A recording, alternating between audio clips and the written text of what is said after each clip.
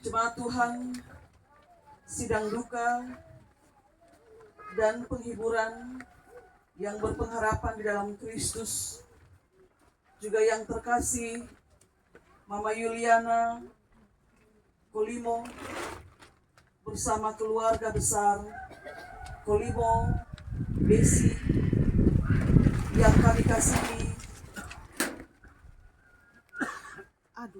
Aduh, yang kami kasihi dalam Tuhan Yesus Kristus. Kita merenungkan firman Tuhan di bawah tenda duka siang ini dalam tema penderitaan dan kesetiaan. Saudara-saudari yang terkasih dalam Kristus, apa yang membuat penderitaan dan kesetiaan dalam iman Kristen itu adalah dua hal yang saling berkait?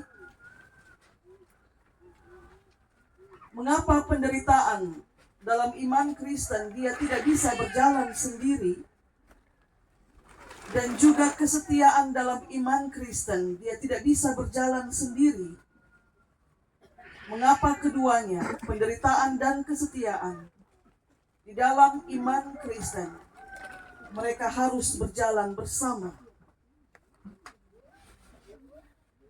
Kehidupan seorang beriman tidak akan pernah luput dari penderitaan. Seolah-olah hendak menguji sekuat apa atau semampu apa imanmu dapat bertahan dan kemudian melanjutkan untuk bertumbuh. Karena itu, kehidupan seorang beriman juga tidak boleh tidak setia. Kehidupannya tidak luput dari penderitaan, tapi sejalan dengan itu, dia juga harus setia terhadap imannya. Kenapa? Karena yang dituntut atau yang diminta dari seorang beriman itu bukan hanya kemampuan dia untuk berdiri di tengah pusaran badai penderitaan, tetapi juga bagaimana imanmu tetap terjaga dalam kesetiaan saat badai penderitaan itu mengguncangmu dengan begitu hebatnya. Beberapa orang berhasil keluar dari badai penderitaan, tapi dalam dirinya tidak lagi didapati kesetiaan terhadap imannya. Dan beberapa yang lain juga berhasil keluar dari badai penderitaan dengan susah payah, sempoyongan menghadapi badai hidup, tapi kesetiaan terhadap imannya tetap ada padanya. Yang kami kasihi Mama Yuli dan sidang duka, saudara tidak bisa menolak penderitaan. Saudara harus mengalami dan menghadapinya. Tapi saudara juga harus tetap didapati setia sebelum penderitaan itu datang, saat penderitaan itu engkau alami, dan nanti setelah penderitaan itu telah engkau alami. Sebab firman Tuhan sudah menulis dalam bacaan kita, mahkota kehidupan itu dikaruniakan kepada dia yang didapati setia sampai akhir. Saudara mungkin tahu atau mengingat dengan baik pernyataan Rasul Paulus, aku berlari-lari, ya, aku telah mengakhiri pertandingan yang baik, dan aku telah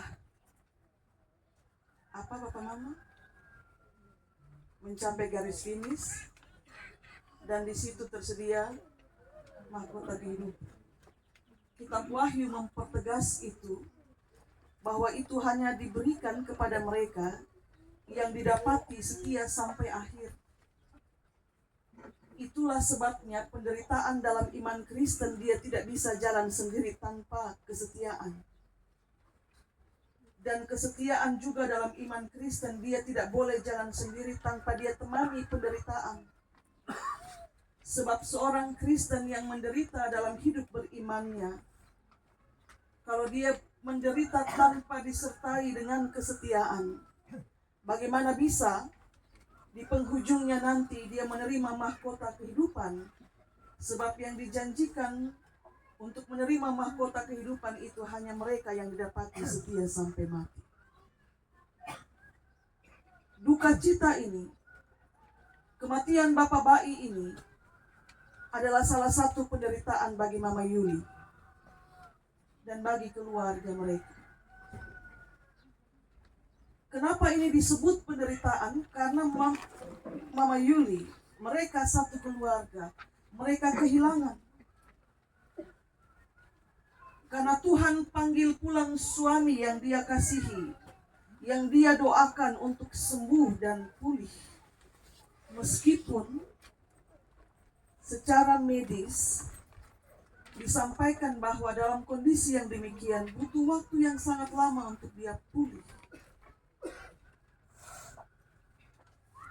Duka cita ini menjadi penderitaan bagi Mama Yuli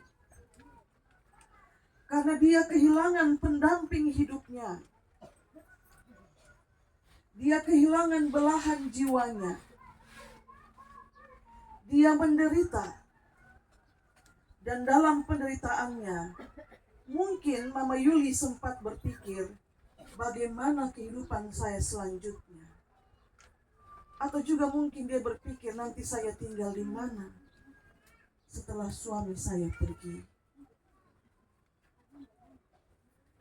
Di titik inilah kesetiaan iman dari Mama Yuli itu diuji. Untuk diperkuat supaya dalam penderitaan yang Mama Yuli alami sekarang ini, imanmu tidak terombang-ambing. Tuhan, apakah nanti Engkau pelihara saya? Apakah nanti dalam kesendirianku sebagai janda, sebagai mama, Tuhan akan tetap jaga, melindungi kami dari segala kemungkinan ditindaskah? Ataukah diremehkan sebagai janda? Di titik ini, di mana pertanyaan-pertanyaan seperti itu mungkin saja muncul di benak Mama Yuli. Ingatlah kata firman yang kita baca siang ini, Wahyu 2 ayat 10. Jangan takut terhadap apa yang harus engkau derita. Mama Yuli yang kami kasihi, kenapa Mama harus percaya pada firman ini dalam penderitaanmu yang sekarang? Itu karena janji perkataan ini yang tertulis dalam Wahyu pasal 2 ayat 10 ini diucapkan sendiri oleh Dia yang berkuasa atas hidup dan mati kita. Diucapkan sendiri oleh Dia yang tahu jalan hidup kita. Oleh Dia yang tahu apa yang kita perlukan. Oleh Dia yang paling mengerti duka, kecemasan dan air mata kita. Dalam seluruh pengenalannya yang baik tentang kita, Dia mengucapkan jangan takut terhadap apa yang harus engkau derita. Dan kalau duka ini salah satu penderitaan, maka firman Tuhan mengatakan, Yuliana Kolimo Adu, jangan takut terhadap duka yang harus engkau alami ini. Sebab meskipun sekarang statusmu adalah janda, Tuhan tidak melepaskan janji pemeliharaannya atasmu. Entah nanti di masa depan Dia membawamu kemana, ke kehidupan yang bagaimana selepas suamimu pergi.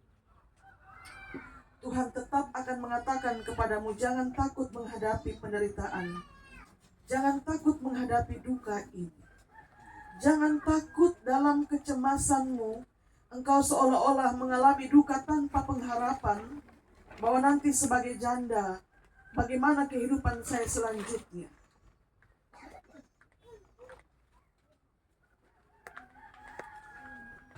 Dukamu hari ini, Mama Yuli,